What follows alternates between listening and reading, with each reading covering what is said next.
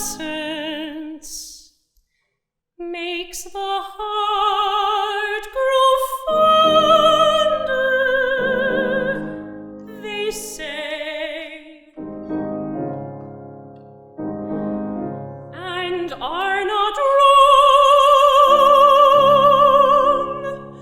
but exile, involuntary, excruciatingly extended from one's craft and calling. What adage do they air for that?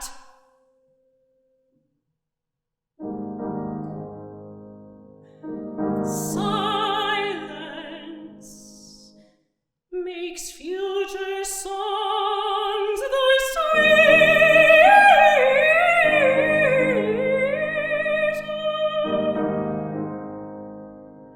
But I have songs enough to sing, and if they rip me at the seams, spilling out in quenching screams,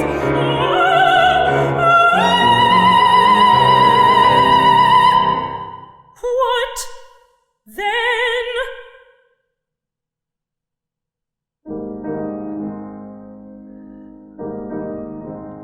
Amputation makes ambition burgeon.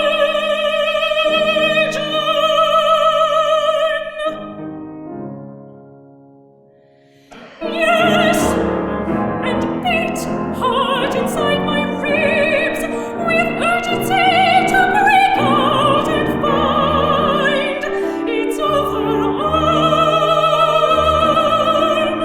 The ears, the hearts, the echoes on the souls and walls,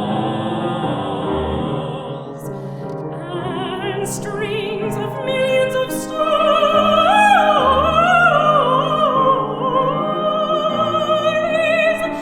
mine to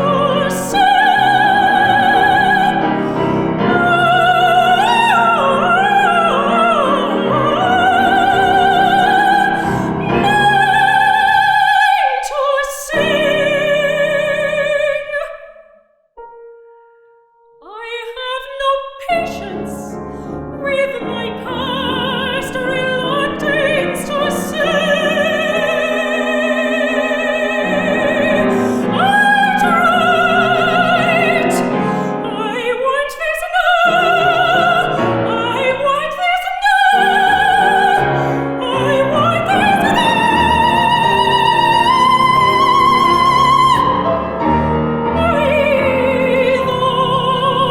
my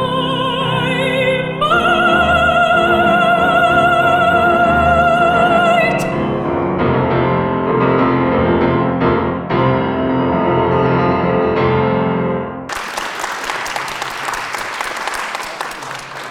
So, as you may have noted, the next two are world premiere songs. When AddieRose mentioned the idea of doing this sort of homecoming concert for her, there were some poems that I had found on the internet. Usually I bright set my own poems because I know what the poet intended, and also I don't have to pay for the rights. But if you have friends who are very talented writers, then you can just ask. So these two songs, the first one really grabbed me because it was such a relatable thing as a musician.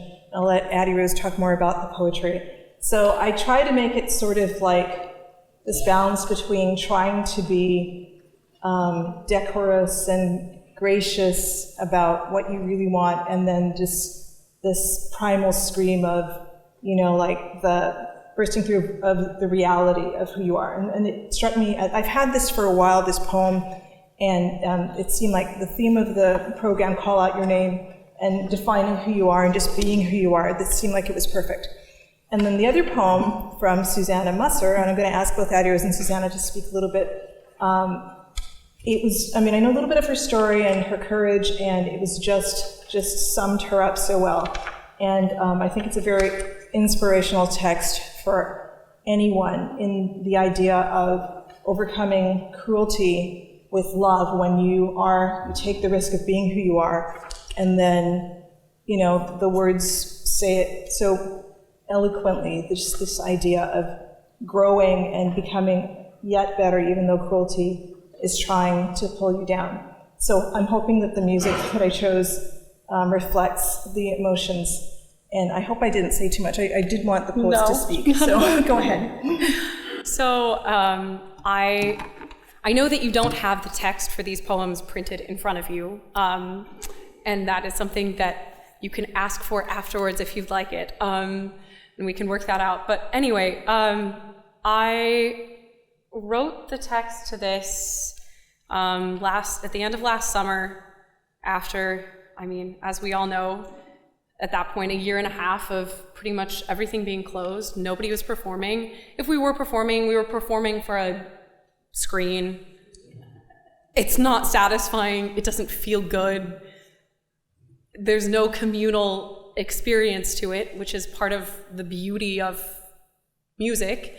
And it was a combination of that and this feeling of, as an artist who's just trying to break into a professional sphere, the amount of rejection that one gets can make you feel as if no matter how much you think you have something to say, it doesn't mean anything to anybody else.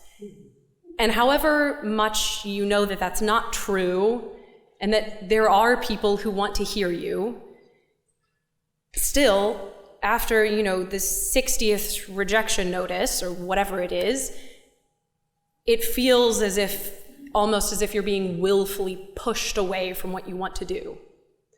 And so that is the sort of place that this text came from.